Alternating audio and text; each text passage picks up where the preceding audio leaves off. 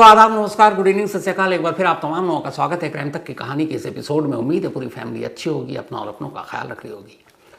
आज जो मैं आपको सुनाने जा रहा हूँ, पिछले 2 दिनों से इसको लेकर बहुत जिससे भी बात की, मैं खुद अपनी बात करूँ, बहुत गुस्सा आ रहा है। इसकी वजह है, ज़मीन की हालत आज भी ये है कि हम घासलेट का कनिस्तर हाथों में, हमारे ही जैसे कुछ इंसानों के है, लाइटर या दिया सलाई है और सामने जलती हुई बेटी, बहू या पत्नी है। गुजरे ज़माने की बात होती तो सोचता कि हाँ, ऐसा हुआ करता था 80s में, 90s में बहुत ज़्यादा दहेज को लेकर मौतें होती थी और तब तो यही होता था कि बहुओं को, पत्नियों को लोग जला देते थे। लेकिन आज 2025 में जब हम आसमानों की सैर कर रहे हैं, अभी चांद पर जाने की बातें हो रही हैं और उस दौर में इसी देश में एक सास, एक पति, एक जेठ, एक देवर, एक ससुर मिलकर एक पत्नी, एक बहू और एक बच्चे की मां जो है, आग के हवाले कर देते हैं। दिल्ली के करीब जहां इस वक्त मैं बैठा हूं, मुश्किल से 25 या 26 किलोमीटर की दूरी होगी जिस जगह यह वारदात हुई। तस्वीरें कलेजा चाक कर देने वाली हैं। हमारे देश में अभी एक बड़ा ज़ोर शोर से नारा चलता है, बेटी बचाओ, बेटी पढ़ाओ। इस वारदात के बाद एक लाइन और जुड़ती नजर आ रही है, बेटी बचाओ, बेटी पढ़ाओ, बेटी जलाओ। आपको याद होगा, अभी पिछले हफ्ते 10 दिनों तक सुप्रीम कोर्ट की 5 अलग अलग जज, पहली खेप में 2 और दूसरे में 3, बाकायदा देश की सबसे बड़ी अदालत में बैठे थे। फैसला ये करना था कि एक जानवर यानी कुत्ता इंसानी बस्तियों में रहने लायक है कि नहीं है, उसे वहाँ रहने दिया जाए या फिर उसे बाहर निकाला जाए। फैसला हो भी गया। लेकिन असल मानों में जानवर कौन है? कम से कम वो कुत्ते वफादार हैं। अब जानवर हैं तो कभी भौंकते भी हैं, कभी काट भी लेते हैं, लेकिन रिश्तों को जलाते तो नहीं। लेकिन इंसान के रूप में छुपे इन जानवरों का क्या करें, जिन्हें लालच और जिनके लालचीपन की वजह से न जाने कितनी ही बेटियां, बहुएं और पत्नियां जला दी गई। आप शायद यकीन नहीं करेंगे, NCRB, national crime record bureau का एक डेटा है, अभी हाल का ही, और उनके 5 साल की अगर मैं डेटे पे नज़र डालूं तो एवरेज हर साल 7,000 आ रहा है। 20 साल पर नज़र डालूं तो उस हिसाब से करीब 1.25 से 1.5 लाख हमारे देश में किसी न किसी बहू, किसी न किसी पत्नी और किसी न किसी की बेटी को जला दिया गया या मार दिया गया, सिर्फ दहेज के लिए।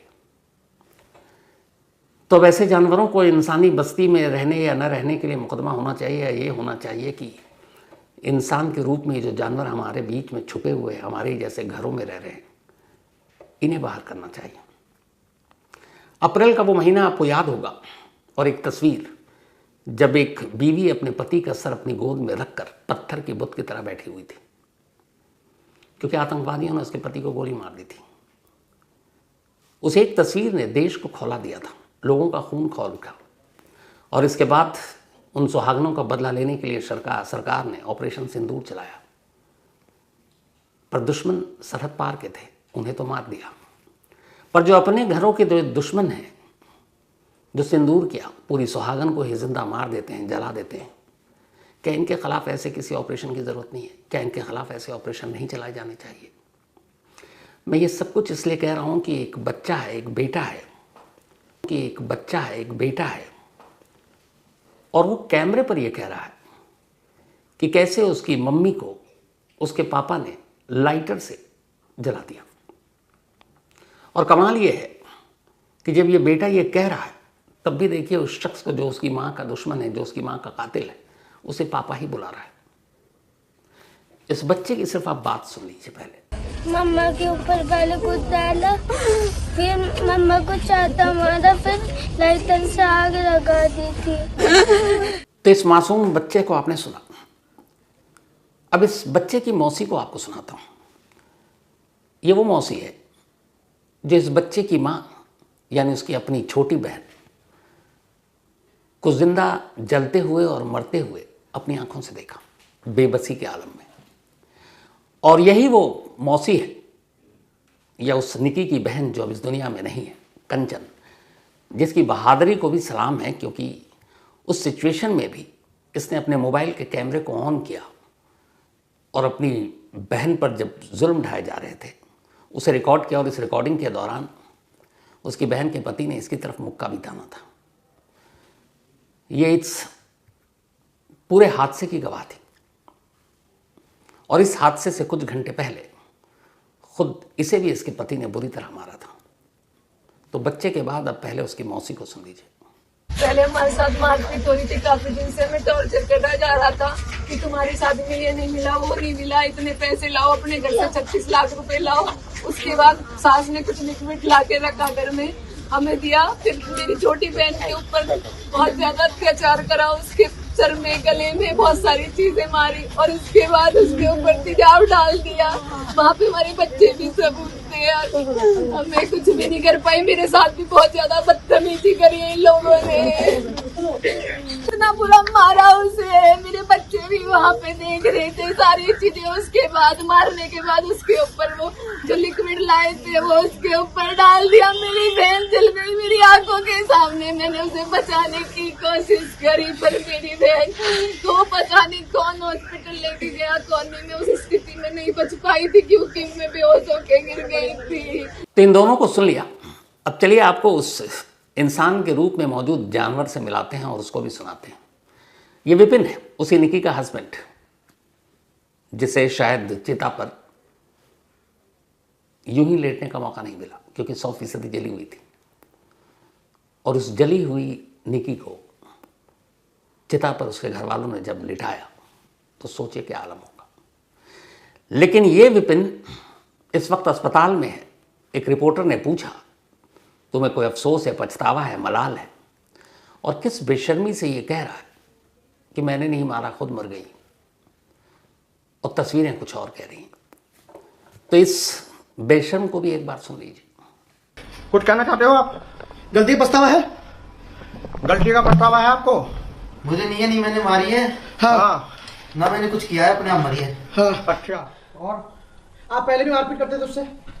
मियाँ बीवी में हर सगर लड़ाई होती रहती है, ये कोई आम बात नहीं है। अच्छा अच्छा। और वो अपने आप लगाई? बस मुझे और कुछ नहीं पता ना। पछतावा है? नहीं, हाँ बहुत पछतावा है। बच्चा वाइफ चली गई। बच्चा भी 5 साल का। हाँ। तो ये वो पति था। अब अगर इसकी तस्वीर देख लेते हैं तो बार बार गुस्सा आता है। तो कहानी के ये सारे किरदार तो आपने सुन लिए, देख लिए। अब एक तस्वीर में एक औरत भी है। कहते हैं कि माँ बहुत दयालु होती है, और इत्तेफाक से इस माँ का तो नाम ही दया है, तो दया तो इसके अंदर कूट कूट कर भरा होना चाहिए। लेकिन ये वो सास है जिसने निकी की मौत से पहले उसे बुरी तरह पीटा, और वो सब कुछ कैमरे में कैद था जो ये आप देख रहे हैं। ये वो माँ थी जिसके अपने 3 बच्चे हैं, 2 बेटा और 1 बेटी। उस बेटी की भी शादी की, लेकिन किसी और माँ को किस तरीके से मारा और किस तरीके से उसकी जान गई, कोई माँ ऐसा कैसे कर सकता है? लेकिन लालच वो बला है जो इंसान को जानवर बनाते देर नहीं करती, और यही इस परिवार का हाल था। ये पूरा कुंबा, ये पूरा परिवार ही लालची था। अब ये सारी चीज़ें क्यों हुई, इसकी कहानी सिर्फ इस एक गाड़ी से शुरू होती है। ये मर्सिडीज़ कार आप देख रहे होंगे, बिल्कुल नई चमचमाती हुई, और इसी मर्सिडीज़ के जड़ में इन इंसानों के जानवर बनने की कहानी है। असल में ये मर्सिडीज़ कुछ दिन पहले ही निकी के पिता ने खरीदी। उनका अपना कारोबार है, ठीक ठाक पैसे वाले हैं, गाड़ी खरीद सकते हैं। लेकिन निकी के ससुराल वालों को ये बर्दाश्त ही नहीं हुआ कि उसके घर वाले तो नई गाड़ी ले रहे हैं, हमें तो कुछ दिया नहीं, तो हमें भी पैसे दो या ऐसी गाड़ी दो, और नहीं तो पैसे दो तो हम गाड़ी खरीदेंगे। मतलब कायदे से खुद की हैसियत नहीं मर्सिडीज़ क्या मोटरसाइकिल खरीदने की, लेकिन उन्हें चाहिए। क्यों चाहिए? क्योंकि उन्होंने उनकी 2 बेटियों को अपने घर में लाया ब्याह कर, तो उनका हक बनता, उनकी बपौती है कि शादी की है तो बेटी की कीमत अदा करो, जिसे हम आप दहेज कहते हैं। और बस इसी बात पर जो गुजरे ज़माने की बात होती थी वो आज के दौर में देखने को मिली। एक बेटी, एक बहू, एक बीवी को जिंदा जला दिया गया। ये कहानी ग्रेटर नोएडा की है, जहाँ मैंने आपको बताया बैठा हूँ, वहाँ से मुश्किल से 26 किलोमीटर दूर होगी। कहानी की शुरुआत यूँ तो 2016 से हुई।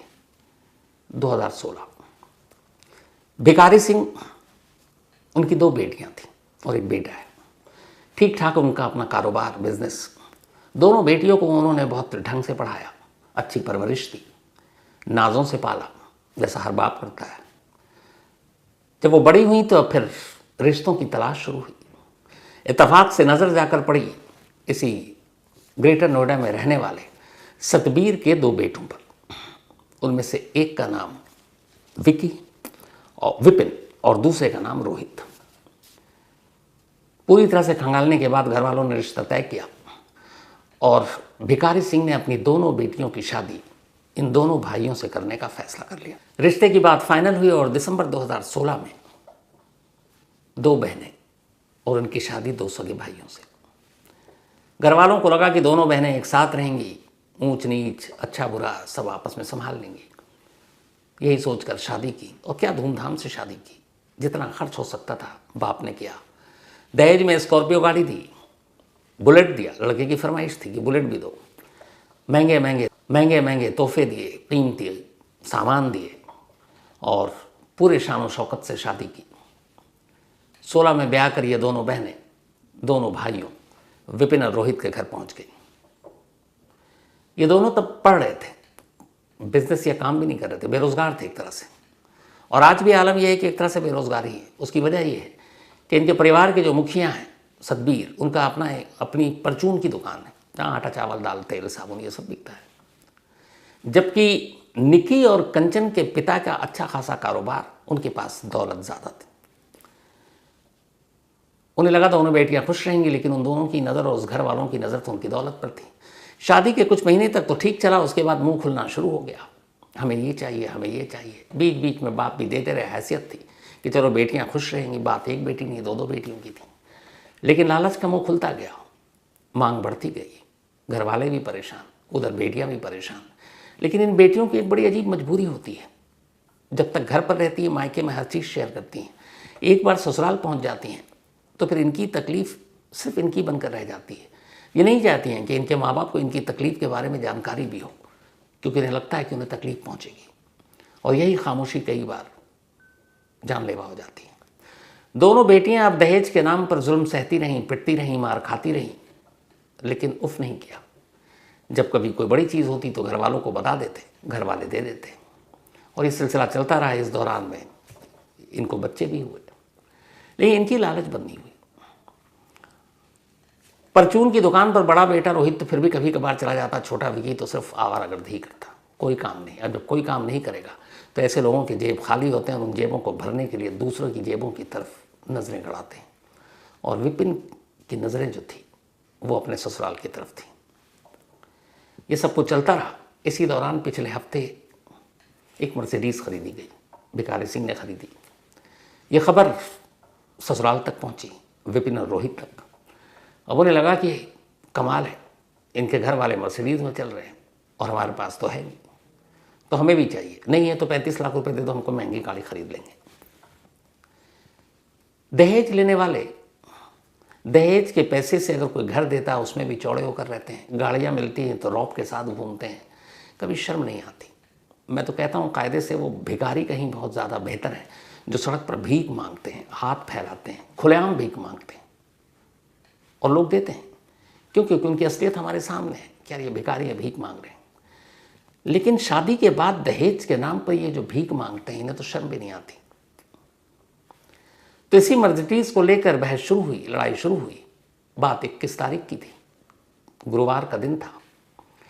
गुरुवार से पहले बुधवार की रात बड़ी बहन कंचन के पति रोहित ने उसे बुरी तरह पीटा घर में। उसको काफ़ी चोट लगी, हाथ पे भी, गाल पे भी, गर्दन पर भी। और वजह यही गाड़ी और दहेज कि तुम्हारे माँ बाप तो ऐश से रह रहे हैं, हमारे लिए भी मांगो। वो पिटाई हुए अगले दिन 21 अगस्त की तारीख आ गई, गुरुवार का दिन। अब बड़ी बहन से शुरू हुआ जुल्म छोटी बहन पर आया। अब निकी को पीटना शुरू कर दिया। पहले पति ने पीटा, फिर सास ने पीटा। इत्तेफाक से उस वक्त कंचन घर पर थी, निकी की बड़ी बहन। उसने मोबाइल निकाला और इस जुल्म को अपने कैमरे में कैद करना शुरू कर दिया। देखा उधर विपिन ने कि उसकी भाभी शूट कर रही है, वो उसे धमकाता है और उसकी तरफ मुक्का तानता है। मोबाइल के कैमरे पर। यहां पे ये स्टोरी खत्म होती है। इसके बाद फिर अगली तस्वीर आती है। यही निकी जो इस घर की सीढ़ियों पर बैठकर कभी रील बनाया करती थी, उसी रील पर एक आग का गोला बनकर ऊपर से नीचे बदहवास भाग रही है। तस्वीरें दिखा भी नहीं सकता हूं आपको। उसकी चीख कानों के पर्दे फाड़ दें। इत्तेफाक की बात यह है कि अगर ये दो चीज़ें कंचन ने अपने मोबाइल पर शूट ना किया होता तो इस घर के अंदर 21 अगस्त को क्या हुआ किसी को पता भी नहीं चलता, और 21 और 22 अगस्त तक किसी को पता भी नहीं चला।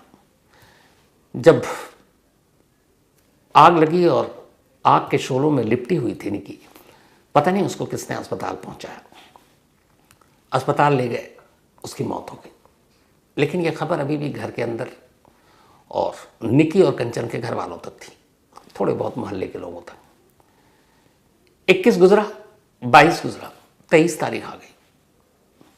23 तारीख को अचानक ये दोनों तस्वीरें, एक पिटाई की और एक आग के शोलों में लिपटी बदहवास भागती निकी की, जब सोशल मीडिया पर आई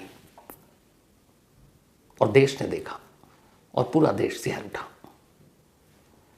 इसके बाद पुलिस हरकत में आई। उधर घर वालों को भी एहसास था कि उन्होंने क्या किया। पूरा घर घर छोड़कर भाग चुका था, सिवाय बड़ी बहू जो अब घर में थी। छोटी बहू अब इस दुनिया में ही नहीं थी, और बच्चे। लोगों का गुस्सा, सोशल मीडिया पर ये विजुअल, उसके बाद मीडिया में ये खबर। यूपी पुलिस के अब तेवर बदले, ढूंढना शुरू किया गया और सबसे पहले जो हाथ आया वो वही विकी, और कहानी वही आई। विकी भाग रहा था, उसको गोली मारी पैर पर, लंगड़ाता हुआ वो आया, फिर अस्पताल आया और बेशर्मी से अस्पताल के बेड पर बैठकर झूठ बोल रहा है। इसके बाद फिर बारी आई उसके सास दया को गिरफ्तार करने, वो भी भागी हुई थी। फिर जेठ रोहित यानी कंचन का हस्बैंड, वो पकड़ा गया, और आखिर में ससुर सतबीर पकड़े गए। सभी कोने में दुबक कर कहीं भागने की कोशिश कर रहे थे। सारे पकड़े गए, और इसी बीच में अब एक वीडियो भी नया सामने किया जा रहा है कि ये शायद खुद पर ही मिट्टी का तेल, डीजल या पेट्रोल जो भी कहें, हालांकि पुख्ता तौर पर कुछ नहीं है। और इस घर में इन दो बहुओं पर जो जुल्म हो रहा है उसके 1000 सबूत हैं। आखिरी सबूत तो इस पिटाई की है, और उससे भी बड़ा सबूत वो बेशर्म झूठ जो बोल रहा है अस्पताल में बैठकर। चंद पैसों की खातिर एक लड़की, जिसकी अभी उम्र भी क्या रही होगी, 30 साल भी उसने शायद पूरा नहीं किया, लेकिन अपनी मौत मरती कभी पता नहीं। जिंदगी मौत तो ऊपर वाले के हाथ में होती है, तो पूरी चिता पर लेटती, फिर चिता की आग जलती। लेकिन यहाँ तो ससुराल में ही जीते जी घर में ही उसकी एक तरह से चिता जला दी गई, और ये दौड़ती हुई चिता थी। ऐसे इंसान के रूप में मौजूद जानवरों के बीच में क्या कहा जाए। और ऊपर से ये जो हमारे दहेज और दहेज के चलते होने वाली मौतों को लेकर जो कानून है, जो मतलब दकियानूसी, पुराना, सुस्त, उसके बारे में भी क्या कहें।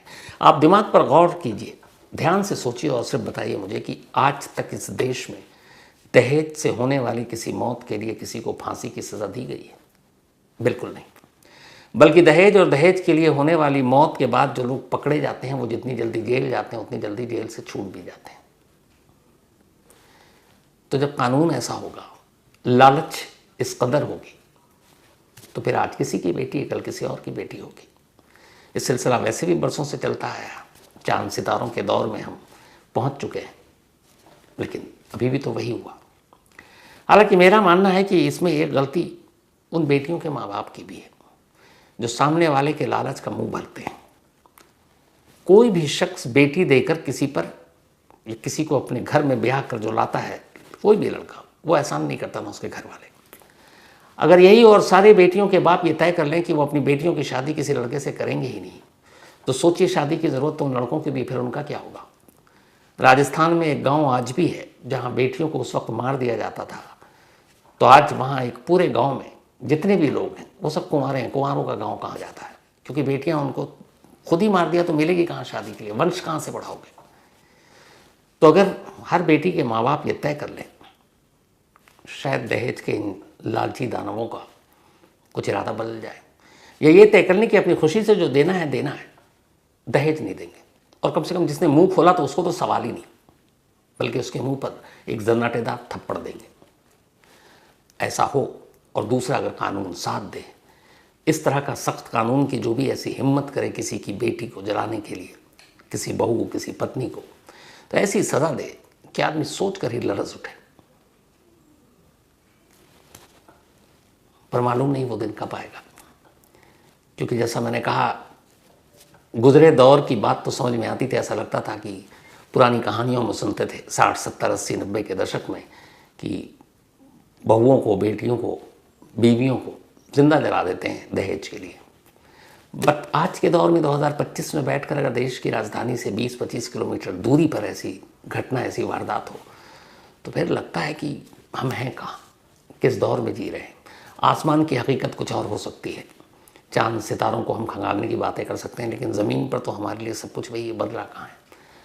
आज भी ऐसे सास ससुर पति के हाथ में घासलेट का एक कनस्तर है और सामने जलती हुई बेटी है, बहू है, बीवी है। बदला कहाँ?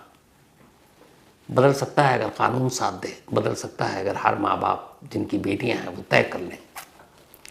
कैसे लोगों को दहेज देना तो दूर की बात, वो बात भी करें तो दरवाजे से बाहर बैन लौटा दें। किस फील्ड में बेटियां नहीं हैं आज? आप बात कीजिए, कोई ऐसी फील्ड बताइए जहां नहीं, मर्दों के साथ कंधे से कंधा मिलाकर चल रही हैं। लेकिन आज भी जब शादी की बात आती है तो लड़के वाले का पक्ष ऊपर और लड़की वालों का नीचे क्यों? किसने बनाया?